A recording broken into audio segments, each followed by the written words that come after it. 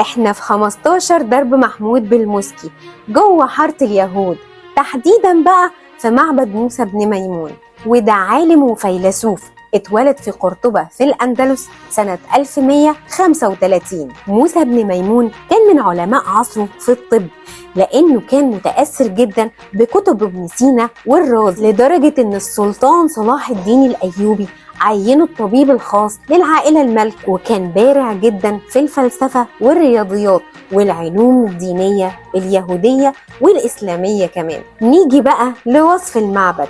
المعبد كان عبارة عن قاعة مستطيلة للصلاة، واللي انتوا شايفينها دي اسمها البيمة.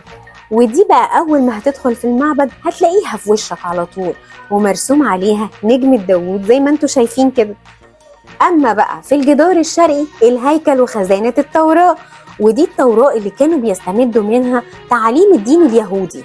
موسى بن ميمون كان بالنسبة لليهود في مصر وفي العالم أجمع كان حاجة مقدسة، لأن قال فيه الهخام يعقوب بن مائير: من موسى إلى موسى فإنه لم يأتي مثله قط.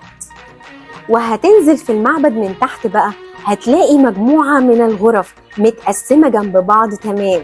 كل غرفة كان بيبقى فيها مرضى بيبيتوا، لأن كان عندهم اعتقادات بالاستشفاء، لأن هو كان طبيبهم الخاص وكان طبيب العائلة المالكة. كانت الغرف دي كانت مهيئة للمرضى على أعلى مستوى في العصر نفسه. وهنا كانت العيادة اللي بيتم فيها الكشف، وكان فوقيها نجمة داوود الشعار اليهودي طبعا. وجنب الغرف دي هتلاقي بير كان بيستخدموا المية اللي فيه لتطهير المرضى.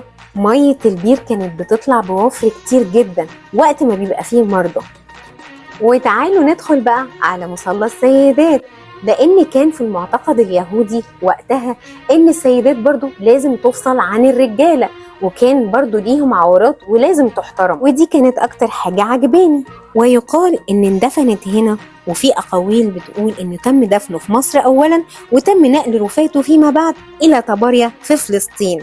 ودي كانت قصة معبد موسى الميموني في حارة اليهود. وجميلة يا بلدي.